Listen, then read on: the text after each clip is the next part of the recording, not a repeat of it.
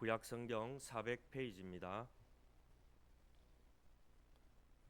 사사기 21장 13절에서 25절까지 우리 다 함께 합독하여 읽도록 하겠습니다. 온 회중이 림몬 바위에 있는 베냐민 자손에게 사람을 보내어 평화를 공포하게 하였더니 그때 베냐민이 돌아온지라. 이에 이스라엘 사람이 야베스 길앗 여자들 중에서 살려둔 여자들을 그들에게 주었으나 아직도 부족하므로 백성들이 베냐민을 위하여 뉘우쳤으니 이는 여호와께서 이스라엘 지파들 중에 한 지파가 빠지게 하셨음이더라. 회중의 장로들이 이르되 베냐민의 연인이 다 멸절되었으니 이제 그 남은 자들에게 어떻게 하여야 아내를 얻게 할까 하고, 또 이르되 베냐민 중 도망하여 살아남은 자에게 마땅히 기업이 있어야 하리라. 그리하면 이스라엘 중에 한 지파가 사라짐이 없으리라. 그러나 우리가 우리의 딸을 그들의 아내로 주지 못하리니 이는 이스라엘 자손이 맹세하여 이르기를 딸을 베냐민에게 아내로 주는 자는 저주를 받으리라 하였음이로다 하니라. 또 이르되 보라, 베렐 북쪽 르바나 남쪽 베델에서 세겜으로 올라가는 큰 길 동쪽 실로에 매년 여호와의 명절이 있도다 하고 베냐민 자손에게 명령하여 이르되 가서 포도원에 숨어 보다가 실로의 여자들이 나오거든 너희는 포도원에서 나와서 실로의 딸 중에서 각각 하나를 붙들어 가지고 자기의 아내로 삼아 베냐민 땅으로 돌아가라. 만일 그의 아버지나 형제가 와서 우리에게 시비하면 우리가 그에게 말하기를 청하건대 너희는 우리에게 은혜를 베풀어 그들을 우리에게 줄지니라. 이는 우리가 전쟁할 때에 각 사람을 위하여 그의 아내를 얻어주지 못하였고 너희가 자의로 그들에게 준 것이 아니니 너희에게 죄가 없을 것임이니라 하겠노라 하매, 베냐민 자손이 그같이 행하여 춤추는 여자들 중에서 자기들의 숫자대로 붙들어 아내로 삼아 자기 기업에 돌아가서 성읍들을 건축하고 거기에 거주하였더라. 그때에 이스라엘 자손이 그곳에서 각기 자기의 지파 자기의 가족에게로 돌아갔으니 각이 그곳에서 나와서 자기의 기업으로 돌아갔더라. 그때 이스라엘이 왕이 없으므로 사람이 각기 자기의 소견에 오른 대로 행하였더라. 아멘. 오늘도 거룩하고 복된 주일 예배 자리에 나오신 성도님 사랑하며 축복합니다. 우리 앞뒤좌우로 인사 나누겠습니다. 사랑합니다. 축복합니다. 오늘은 우리 다음 세대들하고도 함께 예배드리고 있습니다. 하나님의 은혜가 오늘 우리 모두에게 임하기를 간절히 소망합니다. 오늘 말씀을 통해서 하나님이 왕이시다라는 제목으로 말씀을 좀 전하려고 합니다. 영국의 작가 C.S. 루이스는 이런 말을 했습니다. 하나님이 없이 자유를 찾는다라는 것은 바로 엔진 없이 달리는 자동차와 같다라는 그는 말을 했습니다. 내 뜻대로 살아가는 것이 참 자유고 행복이다라고 느낄 수 있지만 사실 하나님을 떠나 사는 것은요, 오늘 우리가 읽었던 이 사사기 말씀의 마지막처럼 혼란 속에 빠져지는 그런 어려움을 겪게 된다는 것을 우리는 알 수가 있습니다. 오늘 본문이 이 사사기 마지막 장에 이렇게 보면 참 참담하고 암울한 성경의 한 페이지를 보여주고 있습니다. 레위인의 첩 사건을 통해서 이스라엘은 내전이 일어나게 되죠. 그 결과 베냐민 지파가 멸절 위기에 아주 비극적인 결말을 겪게 됩니다. 동족을 향해 잔혹하게 칼을 휘둘렀던 이 이스라엘은 한 지파가 없어져야 하는 그런 안타까운 비극을 맞이하면서 그들은요 아주 눈물을 흘리면서 통곡을 하게 됩니다. 그러나 이들의 눈물은요 진정한 회개가 아니었습니다. 하나님의 뜻을 겸손히 구하기보다는 자신들의 실수와 잘못된 명세를 수습하기 위해 또 다른 인간적인 깨와 잔수를 내기 시작했습니다. 그들이 무엇을 맹세했습니까? 무엇을 맹세했냐면 우리 이스라엘 안에서 여자들을 베냐민 지파에 아무도 주지 않겠다. 주는 자는 저주를 받을 것이다 라는 맹세를 했습니다. 그래서 그 명체를 지키기 위해서 그들은요 편법을 쓰고 놀라운 일들을 오늘 본문에 보면 하고 있습니다. 해서는 안 되는 일들을 하고 있죠. 그 결과가 오늘 본문에 참혹한 현실로 나타납니다. 이스라엘은 야베스 길르앗에서 무차별하게 살육하고 얻은 처녀 400명을 이 베냐민 지파에게 줍니다. 베냐민 지파가 이 레위인 첩 사건을 통해서 베냐민 지파가 거짓 멸절 위기에 당하거든요. 11지파가 이 베냐민 지파를 치러 가요. 이 레위인의 첩이 이 베냐민 지파의 속에서 있는 불량배에 의해서 안타까운 일을 당하거든요. 그래서 이 레위인이 12토막을 내어가지고 이스라엘 지파에 보내버립니다. 그래서 막 사람들이 완전 눈이 뒤집혀 버렸어요. 그래서 전쟁이 일어나게 되고, 그래서 이 베냐민 지파의 그 불량배를 내놓으라 하니까 이 베냐민 지파에서 내주지 않습니다. 그래서 이 이스라엘 안에 이 12지파 중에서 이 베냐민 지파와 11지파가 싸우게 됩니다. 그래가지고 첫 번째, 두 번째 전쟁에는요 이 11지파가 집니다. 하나님 뜻을 묻지 않았죠. 근데 세 번째 전쟁에서 하나님께 묻고 올라갔을 때 이기게 되거든요. 근데 이 베냐민이 완전 멸절 위기에 되고 남자만 600명 남게 돼요. 그러니까 거짓 멸절 위기에, 여자는 아예 없으니까 멸절 위기가 된 거죠. 그래서 이 이스라엘이 뒤에 이제 끝나고 나니까 이 막 감정에 의해서 싸웠지만 자기 지파 중에서 한 지파가 없어지는 거니까 너무 안타까웠잖아요. 그래서 편법을 쓰는데 뭐냐면 야베스 길리앗이라는 그 동네가 있었는데 이 사람들이 11지파가 모여서 전쟁하러 갈 때 오지 않았어요. 그래서 밑비였던 거죠. 그래서 그 지파를 쳐서 그 길리앗 야베스에 들어가서 쳐서 여자 400명을 처녀를 데리고 옵니다. 그래서 베냐민 지파에게 줘요. 그런데도 모질하죠. 여인들이 모질하거든요. 그래서 어떻게 하냐면 이번에는 실로에서 여호와의 절기를 지키러 나온 무고한 여인들, 하나님 앞에 예배드리는 놓은 여인들을 무차별하게 납치하도록 용인하도록 방조합니다. 하나님의 이름으로 한 명세를 지키겠다는 명목 아래서 거룩한 절기조차 범죄와 약탈의 장으로 전락시켜버린 것이죠. 자신들의 잘못을 덮기 위해서 또 다른 불의와 납치를 전당하는 이런 모습은 참으로 섭섭한 이스라엘의 그런 비극의 모습을 우리에게 보여주고 있습니다. 그래서 오늘 본문의 마지막 절에 보면 25절에 이렇게 얘기를 해요. 암울하게 결론을 내립니다. 그때에 이스라엘 왕이 없으므로 사람이 각기 자기의 소견에 옳은 대로 행하였더라. 이게 사사기 사람들의 모습입니다. 그들에게 진짜 왕이 없었던 것은 아닙니다.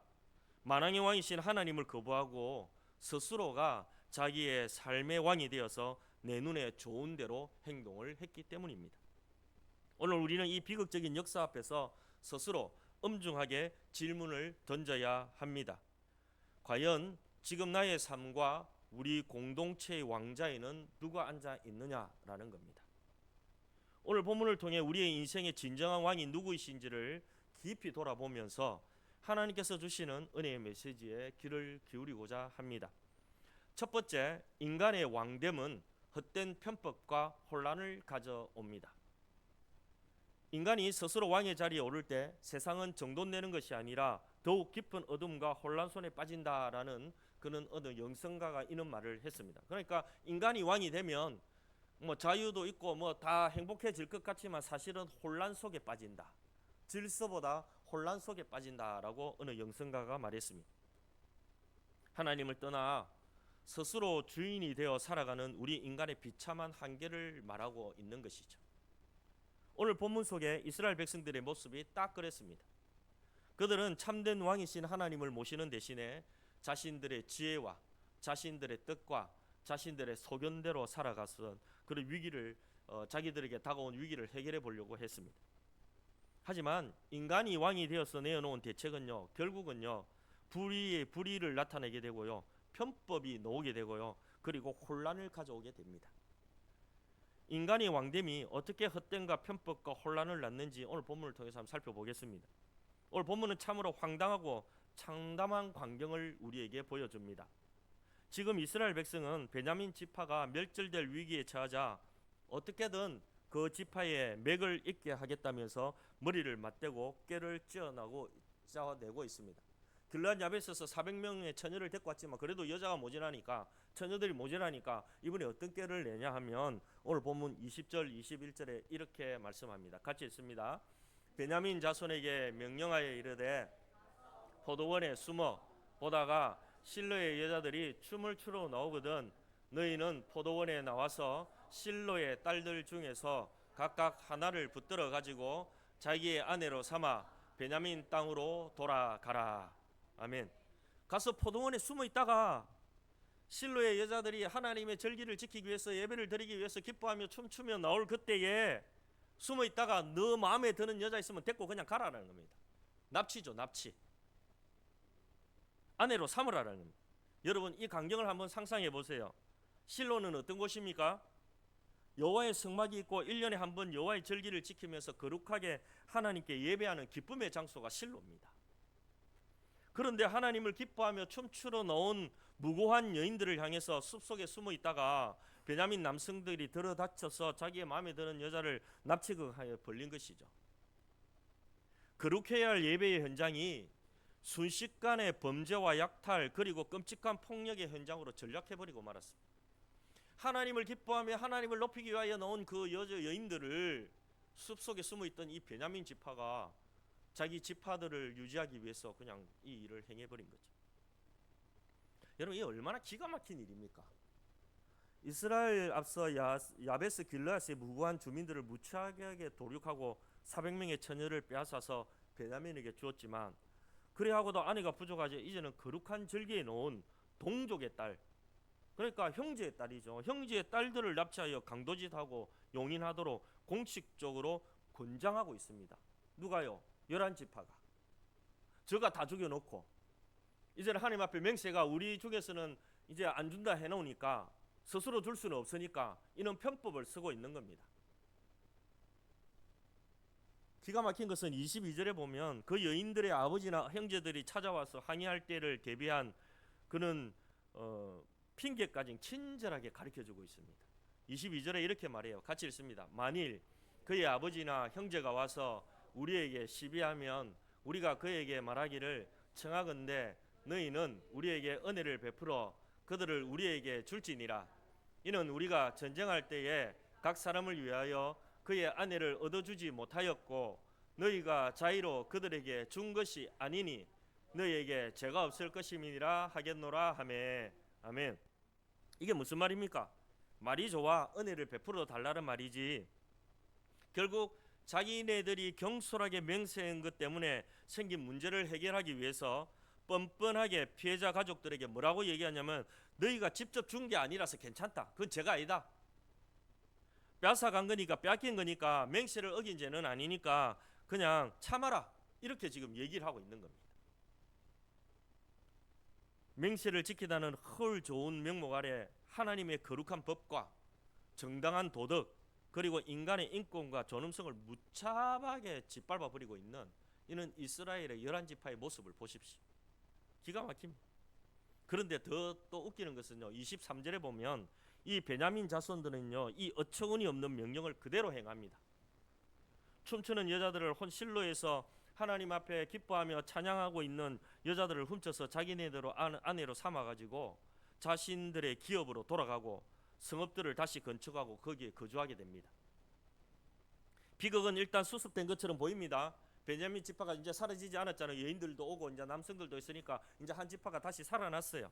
겉으로 보기는 수습된 것처럼 보입니다. 베냐민 지파 맥이 끊어지지 않았으니 참으로 해결이 잘 된 것 같아요. 그러나 이것이 정말로 정의롭고 거룩한 해결일까요? 결코 아니죠. 인간이 왕이 되어 인간이 스스로 지가 왕이 되어 자기 스스로 옳은 대로 편법을 쓰고 있는 것이죠. 그 안에는 피해자들의 눈물이 서려 있겠죠. 여러분 딸이 빼앗겼는데 눈물 안 흘릴 사람이 누가 있어요? 안 그렇습니까? 그것도 강제로 빼앗겼는데 하나님의 거룩함을 온데간데 없고 사라졌고 자기들의 계변이 편법만 무성하게 남는 이는 안타까운 일이 나타나게 된 거예요. 겉으로는 베냐민 지파가 회복된 것 같지만 사실은 그 안에 인간이 왕이 돼가지고 자기 스스로 자기 좋은 뜻대로 행하다 보니까 이는 아픔과 슬픔과 혼란이 찾아오게 되었다라는 것을 말하고 있습니다. 인간들이 스스로 왕이 되어 내놓은 최고의 지혜라는 것이 결국은 거룩한 절기마저 약탈의 장으로 만드는 그런 참담한 혼란을 그렇게 성경은 폭로하고 있습니다. 인간의 왕됨은 이처럼 수습할 수 없는 헛된 편법과 혼란을 가져옵니다. 그렇다면 하나님께서는 이러한 인간의 자만과 편법에 대해 성경의 다른 구절들은 어떻게 경고하고 있을까요? 잠언 14장 12절은 이렇게 말씀합니다. 어떤 길은 사람의 보기에 바르나 필경은 사망의 길이니라. 이스라엘 백성들은 어떻게 하면 베냐민 지파도 보존하고 자기네들이 맹세한 그 헌맹세도 어기지 않고 일석이조로 이 문제를 해결할까라고 생각하고 지혜를 내어가지고 실로의 여인들도 주고 야베스 길르앗의 사람들도 그렇게 찾아서 400명을 주고 했지만 그들은 뭐라고 생각했냐면 야 이제 우리는 맹세를 이제 지킬 수 있어서 됐고 베냐민 지파도 살아났으니까 됐다라고 말했지만 하나님이 빠진 인간의 눈에 아무리 완벽하고 옳아 보이는 길이라 할지라도 그 길의 끝은 결국 거룩함의 파괴고 영적인 사망의 길이라는 것을 우리에게 보여주고 있습니다. 또한 헛된 편법으로 하나님을 속일 수 있다고 착각한 이들을 향해 갈라디아서 6장 7절은 강력하게 경고합니다. 같이 읽습니다. 스스로 속이지 말라. 하나님은 의심여김을 받지 아니하시나니 사람이 무엇으로 씹든지 그대로 거두리라. 아멘. 이스라엘은 맹세의 문구를 요리조리 피하면서 인간적인 편법으로 자신들이 하나님 앞에 깨끗하다고 착각하고 있었습니다. 하지만 거룩하신 하나님은요, 인간의 이는 말장난이나 편법에 속으시는 분이 아닙니다. 다 보고 계시고 다 알고 계시는 분이 하나님이시죠. 하나님을 왕으로 모시지 않고 자기 소견에 좋은 대로 편법을 심는 자는 결국 그 편법이 불러온 혼란과 영적인 황폐함이란 섭섭한 열매를 맺게 된다는 겁니다. 오늘 말씀처럼 뿌린 대로 심은 대로 거둔다는 거예요. 사랑하는 여러분, 오늘 이 사사기의 기가 막힌 이 이야기가 그저 수천 년 전의 옛 이야기로만 여러분 들려지십니까? 어쩌면 이것은요, 오늘을 살아가는 우리의 모습일 수도 있습니다. 여러분은 삶의 기로에 섰을 때 하나님 앞에 납작 엎드려 회개하고 그분의 주권을 인정하기보다 내 머리를 굴리고 내 꾀를 내고 억지스러운 편법과 타협을 내놓고 있지는 않습니까? 신앙생활 하면서 이번 한 번만 예배 빠질게요. 이번 한 번만 봉사하지 않을게요. 세상 사람들도 다 그렇게 하니까 한번 봐주세요 라고 하면서 그렇게 하나하나 신앙의 열정들을 잃어버리고 있지는 않으십니까? 거룩한 하나님의 뜻을 짓밟고 내 소견에 좋은 대로 행동하고 있지는 않습니까? 여러분의 심령에 주님이 왕이 되어 있어야 하는데 그 자리에 여러분이 왕이 되어 앉아 있어가지고 주님을 그냥 내 무엇을 이루어주는 그런 수단으로만 삼고 있지는 않으십니까? 우리가 스스로 왕이 되어 내리는 모든 결정은 당장 눈앞에 불을 끄는 것 같지만 결국 더 깊은 영적 혼란과 비극을 낳을 뿐이라는 사실을 기억하시기 바랍니다. 편법은 결코 하나님의 뜻을 이룰 수 없습니다. 인간의 얕은 계산은 결코 하나님의 거룩함을 대신할 수 없습니다. 여러분 모두 내 생각과 내 감정, 내 경험이 왕노릇하던 헛된 삶을 내려놓으시기 바랍니다. 오직 만왕의 왕이신 하나님 앞에 겸손히 엎드리는 하나님의 사람들이 되시기를 바랍니다. 당장 내 눈에 답답해 보일지라도 하나님의 말씀에 순종하면 하나님의 주권을 인정하는 것만이 우리의 비극을 끊어내고 참된 평안으로 나아가는 유일한 길이 되는 것입니다. 이 11지파가 그렇게 베냐민 지파가 600명만 남았을 때 하나님 앞에 진정으로 회개하고 하나님 우리가 어떻게 할까요? 물어보고 하나님이 가르쳐준 대로 행했다면 이는 혼란은 오지 않았을 것입니다. 그런데 자기 생각대로 자기 뜻대로 자기 좋은 대로 행하다가 이는 안타까운 일들을 겪게 되었습니다. 나의 왕 되신 하나님만을 온전히 바라보며 오늘도 하나님의 거룩한 뜻 안에서 참된 승리를 누리는 여러분 되시기를 축복합니다. 인간이 왕이 되고 내가 왕이 되면 안 돼요. 그러면 혼란이 찾아오고 어려움이 찾아오고 파멸이 찾아옵니다. 오늘 성경은 그걸 우리에게 보여주고 있습니다. 11지파는 자기들이 왕이 되었습니다. 하나님의 왕이 아니라 자기가 왕이 되어서 이는 편법을 쓰고 안타까운 일을 벌였습니다. 우리는 이런 삶을 살아가지 맙시다. 나의 왕은 하나님이십니다. 한번 따라합시다. 나의 왕은 하나님이십니다. 예. 그 왕 아래서 그 주권 통치 아래서 살아가는 것이 참된 자유이고 참된 행복이다 라고 우리에게 말씀하고 있는 겁니다. 두 번째 오늘 본문을 통해서 살펴볼 것은 하나님이 왕 되심으로 참된 질서와 회복이 임한다라는 겁니다. 인간이 왕이 되면 혼란이 찾아오고 파멸이 찾아오지만 하나님이 왕이 되시면 질서와 회복이 임한다라는 것을 우리에게 말하고 있습니다. 여러분, 어두운 밤하늘에 항해하는 배에게 가장 위험한 순간은 방향을 잃어버리는 거죠. 나침판을 잃어버리는 건 어디가 북쪽인지 알 수 없어서 막 가기는 가는데 계속 기준을 잃어버린 배는 계속 그 망망대해에서 뱅뱅 돌 뿐입니다. 오늘 우리가 살아가고 있는 이 세상과 우리 자신의 모습이 이와 같지 않습니까?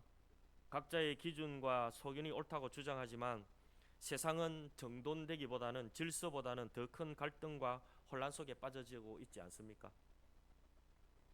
인생의 참된 질서와 회복은 인간의 수단이나 꾀에서 찾아오지 않습니다.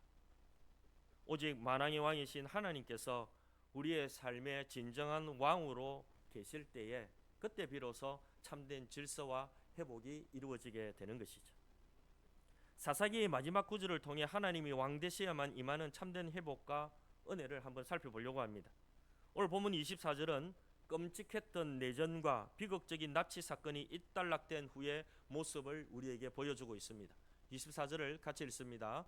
그때에 이스라엘 자손이 그곳에서 각기 자기의 지파 자기의 가족에게로 돌아갔으니 곧 각기 그곳에서 나와서 자기의 기업으로 돌아갔더라. 아멘. 여러분, 이 말씀만 보면 겉으로 보면 이제 제자리 다 질서가 잡아진 것처럼 보입니다. 내전도 끝나고 베냐민 지파도 회복되고 이제 12지파가 잘 살아가는 것처럼 보입니다. 그러나 표면적으로 평화와 질서가 회복된 것 같이 보이지만 그것은 진정한 회복이 아니었습니다. 성경은 곧이어서 사사기 전체를 마무리하는 마지막 구절 25절을 통해서 이 모든 상황의 실상을 너무나 참담하고 뼈아프게 폭로하고 있습니다. 같이 읽습니다. 그때에 이스라엘에 왕이 없으므로 사람이 각기 자기의 소견에 옳은 대로 행하였더라. 아멘. 여러분, 이 짧은 문장 속에서 사사기 전체의 영적 어두움과 암울함이 그대로 함축되어져 있습니다. 그때 이스라엘에 왕이 없었다라는 말은 그들에게 정치적인 군주가 없었다라는 말이 아닙니다. 사사기 시대 내내 이스라엘을 진정으로 다스려야 할 만왕의 왕 하나님을 그들이 왕의 자리에 모시지 않았다라는 말입니다. 왕이신 하나님을 거부한 결과가 바로 뒤에 나오죠. 사람이 자기 소견에 옳은 대로 행하였더라. 자기 소견에 옳은 대로 행하였다라는 것은 자기 눈에 보기 좋은 대로 육신의 정욕과 이성의 자랑과 안목의 정욕에 따라 살았다라는 겁니다. 그리고 자기의 생각과 주관적인 판단이 기준이 되어서 살았다라는 거예요. 하나님의 말씀이 기준이 아니라 내 기준이 중요하다라는 겁니다. 하나님이라는 절대적인 기준과 영적 질서가 사라지자 모든 사람이 저마다 자신이 왕이 되어 행동했습니다. 내가 왕이다라는 거예요. 내 눈에 옳아 보이면 타인의 인권을 짓밟아도 된다라는 거예요. 그리고 내 기준에 맞으면 하나님의 거룩한 절기조차 실로에서 그렇게 예배드리는 그조차 약탈과 납치의 장으로 전락시켜도 아무 문제가 안 된다라는 겁니다. 죄를 범하고 사람을 죽여도 자기 기준이 괜찮다면 괜찮다라는 거예요. 그게 자기 소견대로 살아가는 시대예요. 자기 눈에 옳은 대로 행한 결과는 참된 자유나 평안이 아닙니다. 그것은요, 도덕적 몰락이고 동족 상극의 비극이고 그리고 끝없는 영적 혼란만 그들에게 찾아올 뿐입니다. 사사기는 우리에게 아주 강력한 영적 진리를 경고하고 끝을 맺고 있죠. 인간이 스스로 왕이 되어 자기 기준대로 살아가면 결국 질서나 평안은 찾아오지 않고 혼란과 아픔만 찾아온다라는 것을 우리에게 말하고 있습니다.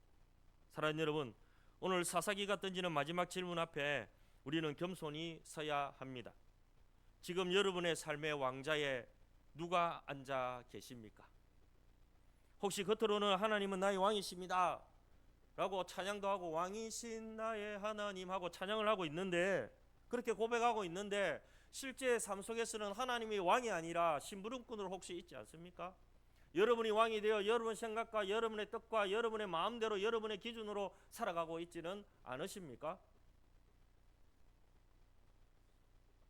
내 감정과 내 판단대로 결정하면 어떤 일이 일어날까요? 내 생각과 내 경험대로 살면 자유롭고 편안할 것 같고 행복할 것 같습니까? 거기에는 하나님이 주시는 질서와 평안이 없습니다. 혼란만 찾아올 뿐입니다. 이제 우리는 자기 속인에 오른 대로 살아갔던 교만한 삶을 겸손히 내려놓아야 합니다. 내 삶의 보좌에서 내 고집과 내 자아를 내려놓고 오직 만왕의 왕 되신 하나님을 내 삶의 주인으로 모셔야 합니다. 이것이 그리스도인입니다. 이것이 예수 믿는 사람의 모습이에요. 나는 죽고 예수로 사는 사람의 모습입니다. 하나님의 말씀이 내 판단의 기준이 되고 하나님의 뜻이 내 삶의 통치 원리가 될 때 비로소 내 마음의 소란함이 잠잠해지고 무너진 내 삶과 가정이 거룩하게 회복되어져 가는 것입니다. 여러분 모두 내 생각보다 하나님의 지혜를 더욱 신뢰하며 날마다 그분의 거룩한 통치 아래 겸손히 복종하며 살아가시기를 축복합니다. 그래야 하나님이 왕 되실 때 주어지는 하나님께서 주시는 참된 평강과 질서 그리고 풍성한 회복의 은혜를 온전히 누릴 수 있는 여러분 되시기를 축복합니다. 한번 따라합시다. 하나님은 나의 왕이십니다. 나의 왕은 하나님이십니다. 여러분이 아닙니다. 하나님이십니다. 여러분의 가정의 왕도 하나님이고 우리 교회의 왕도 하나님이시고 이 나라의 통치자도 하나님이 왕이시고 전 세계의 통치자도 하나님이 왕이십니다. 성경은 창세기부터 계시록까지 그걸 얘기하고 있는 거예요. 내가 왕이다. 사사기의 끝도 그걸 가르쳐주고 있는 겁니다. 말씀을 정리합니다. 오늘 우리는 사사기의 가장 어둡고 참담한 마지막 장면에 한번 살펴보았습니다. 자기 눈에 좋은 대로 행했던 이스라엘은 결국 거룩한 절기마저 약탈과 범죄의 현장으로 만들어버렸고 헛된 편법과 궤변으로 자신의 죄를 덮으려고 했습니다. 하지만 인간이 스스로 왕이 되어 내린 대책은 결코 참된 평화와 안정을 주지 못했죠. 드디어 깊은 영적 상처와 동족 간의 상처와 고통만 안겨줬을 뿐입니다. 사사기가 던지는 마지막 경고는 너무나 분명합니다. 만왕의 왕이신 하나님을 마음에 모시지 않고 자기의 소견대로 살아가는 인생은 그 끝이 아무리 화려해 보일지라도 결국 비극과 파멸로 마침표를 찍을 수밖에 없다라는 사실을 우리에게 가르쳐주고 있습니다. 이제 우리는 자기 생각이 왕노릇하던 헛된 삶의 자리에서 속히 내려와야 합니다. 내 생각과 내 경험대로 살았다면 오늘 이 시간을 통해서 이제 왕이신 하나님의 뜻대로 살아가는 하나님이 무엇을 원하고 있는지를 먼저 물어보고 행할 수 있는 여러분 되시기를 축복합니다. 겉으로는 하나님을 부르면서 결정적인 순간마다 내 고집과 내 경험, 내 세상의 편법을 쫓아 살았던 그런 교만한 모습들도 오늘 회개하면서 내려놓으시기 바랍니다. 참된 질서와 영적 회복은 오직 만왕의 왕이신 하나님께 내 삶의 키를 완전히 내어드릴 때 일어납니다. 여러분의 모든 삶에 여러분의 모든 것을 왕이신 하나님 앞에 올려드려야 합니다. 그게 예배예요. 그게 믿는 사람들의 모습이에요. 그러므로 여러분 모두 내 소견에 옳은 대로 행했던 삶은 거치고 오직 하나님의 말씀과 거룩한 통치 아래 겸손히 무릎 꿇는 하나님의 사람들이 되시기를 축복합니다. 당장 내 눈에 답답해 보일지라도 왕 되신 하나님의 뜻에 순종할 때 하나님께서 여러분의 무너진 삶과 가정, 어려운 문제들을 해결해 주시고 우리 공동체 위에 하나님의 참된 평강과 회복의 은혜를 베풀어 주실 것입니다. 여러분, 힘이 센 왕 아래에 있는 백성들은 행복할까요? 행복하지 않을까요? 행복해요? 행복하지 않아요? 힘이 세면 다른 나라가 침범 못하잖아요. 그 통치 아래에 있으면 행복하게 살아갑니다. 안 그렇습니까? 우리나라도 마찬가지였잖아요. 조선시대도 힘이 있으면 못 들어왔습니다. 그런데 힘이 없으면 다 모란께도 내려오고 막 일본도 침략하고 막 그랬습니다. 그런데 이 세상에 왕이 아무리 힘이 센다 할지라도 안 되죠. 불완전하죠. 그러나 만왕의 왕이신 우리 하나님이 내 삶의 통치자가 되시고 우리 교회의 통치자가 되시고 여러분의 사업장과 직장의 통치자가 되시고 왕이 되시면 거기에는요 참된 평화와 안정이 있습니다. 그 무엇도 흔들 수 없는 하나님이 지켜주시는 하나님이 함께 하시는 그런 곳에 참된 평화와 참된 행복이 있습니다. 내 소견대로 살면 자유롭죠? 행복할 것 같죠? 아닙니다. 결국 고통과 아픔이 찾아옵니다. 성경은 사사기는 그것을 우리에게 말하고 있습니다. 이 사사시대에 이 백성들이 하나님을 왕으로 삼고 그분만을 섬겼다면 이는 아픔과 고통이 없었을 거예요. 그런데 하나님의 왕이 아니라 자기가 왕이 되어서 자기 꾀를 이어서 살다가 이런 동족상극의 비극과 아픔과 고통이 찾아오고 계속해서 편법을 이루게 되고 계속해서 상처를 주는 이런 안타까운 일들이 일어났습니다. 사랑하는 여러분, 여러분의 삶에 주님을 왕으로 그 보좌에 앉으시고 그분을 섬기시고 그분의 통치 아래서 살아가는 여러분 되시기를 축복합니다. 여러분의 생각, 여러분의 경험 내려놓으시고 하나님의 말씀을 기준으로 삼아가시기 바랍니다. 하나님은 왕이십니다. 그 왕이 나의 삶을 다스릴 때 그 안에는 참된 평화가 있다는 사실을 꼭 기억하시고 날마다 왕이신 하나님을 사랑하고 왕이신 하나님과 동행하고 왕이신 하나님을 섬기며 왕이신 하나님께 영광 올려드리는 우리 모두가 되기를 주의 이름으로 축복합니다. 말씀을 생각하며 기도하기를 원합니다.